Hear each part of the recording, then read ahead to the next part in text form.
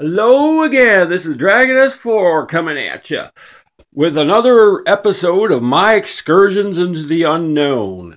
And today I'm going to tell you about the mysterious star jellies. Okay, now, before I tell you about the star jellies, I want to first make a little notation here that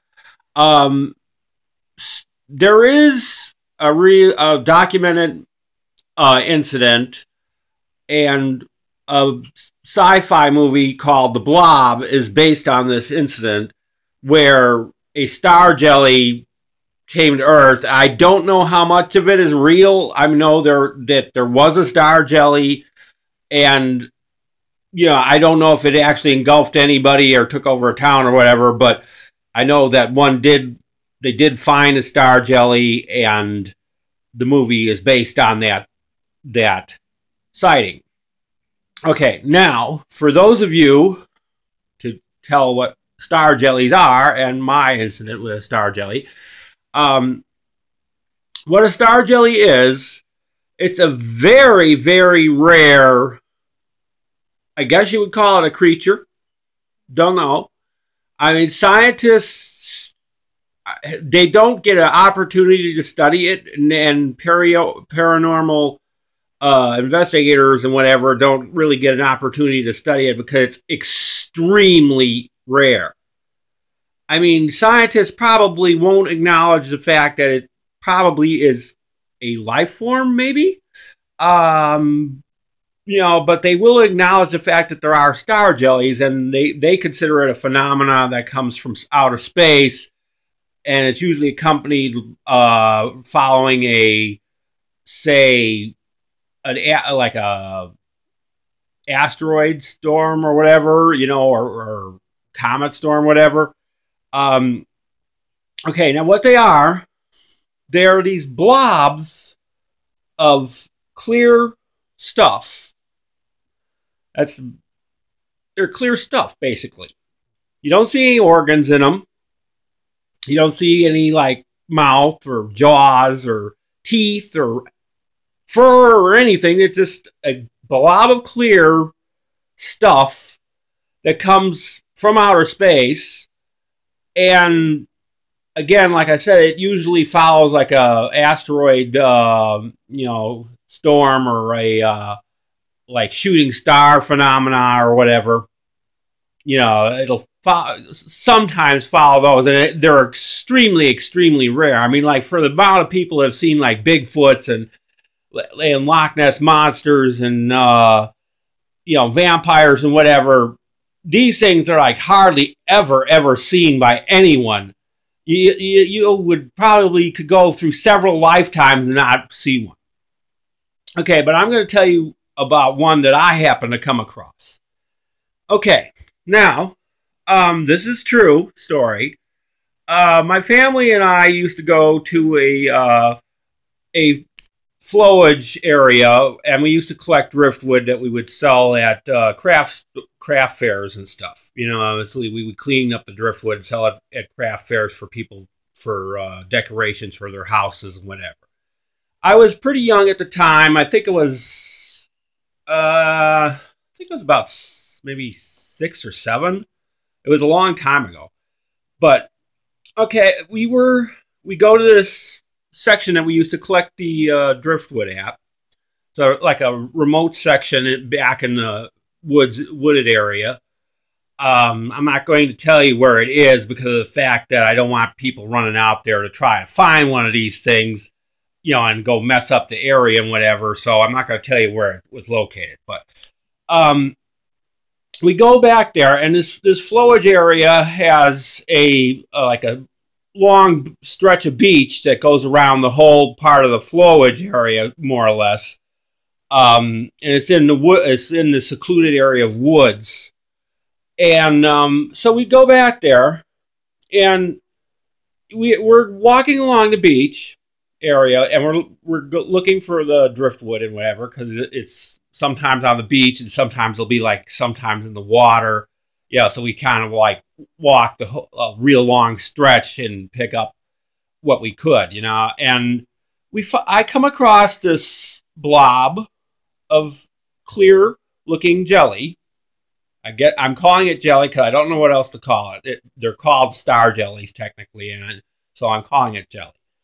Okay, now it was like a big ball. It was probably about maybe 2 feet in circumference.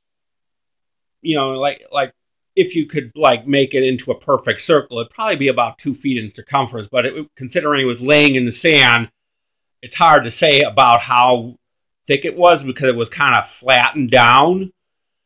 And I didn't know what it was, you know, and my parents, you know, are always taught me to be careful around wildlife and stuff that you don't know what it is. And if you don't know that they might be, you know, hostile or dangerous or whatever. And, you know, also the fact that they taught me about like jellyfish, and jellyfish I knew where to avoid because of the fact that jellyfish, you know, we also used to go to like areas in Florida. Not that this occurred in Florida, but we also go to Florida and, you know, and they would warn me about be careful not to swim near the jellyfish or whatever. Okay, so I didn't know what it was, and I'm like asking my parents, asked my mom and asked my dad, "What is this? You know, is this a jellyfish?" Because I didn't think jellyfish were in fresh water. And they didn't know what it was either.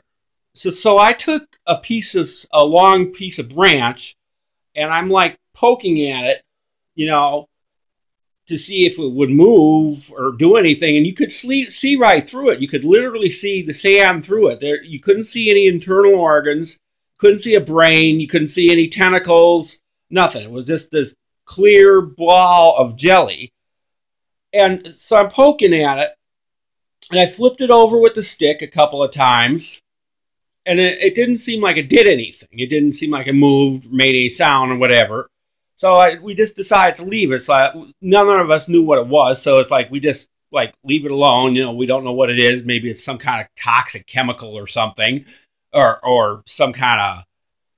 We didn't know what it was. So we decided just to leave it and go about our searching for the driftwood. So we went down like several blocks, you know, down the stretch of beach there, you know, and we left it behind, and our like vehicle was back that way near where that was. So when we got back after we got our driftwood, we walked back, and the blob object had it engulfed the stick that we poked it with, that I poked it with. And I mean, it was like up on the stick, almost like halfway onto the stick. It had moved almost 2 blocks, apparently by its own power, because you could see that our footprints, you know, the sand was moist enough that you could see our footprints in it. But there were no other footprints, and there were like no other animal marks or claw marks or anything around in the sand that looked like it should have dropped, you know, moved. But you could see where apparently this thing engulfed this stick and used the stick as some kind of propulsion, and it pushed itself forward in the sand, because you could see the push marks, the drag marks, where the sand built up on the side, where it was like forced away from this blob object, you know, and you could actually see like where points where in the sand where there was like a divot where apparently it undulated on while it had a stick impaled into the side of it, and it like used the stick to push into the sand to push itself forward, because you could see like the little point marks in the sand from where the stick would dig in like that, you know, to push it forward. So apparently star jellies have some kind of intelligence, even if they don't have any noticeable internal organs or whatever. They apparently are living life forms, even though scientists probably won't say they are. But again, the movie The Blob is based on a star jelly incident that actually did occur. And I don't know how much of it actually is true, but supposedly a star jelly did land, and a farmer, you know, looked at it or whatever. So, But yeah, that's the star jellies from outer space. They a lot of times, well, not a lot of time, but when they do come up, they'll usually be after like a meteor shower or shooting star showers or something like that, or some kind of astrological event where particles may come down to Earth, and apparently they hitch a ride somehow down to the planet. Yeah, it's freaky, and I don't advise. If you ever do see one, I wouldn't advise touching it, because who knows, it might actually engulf you. If it could engulf a stick, it probably could engulf a person.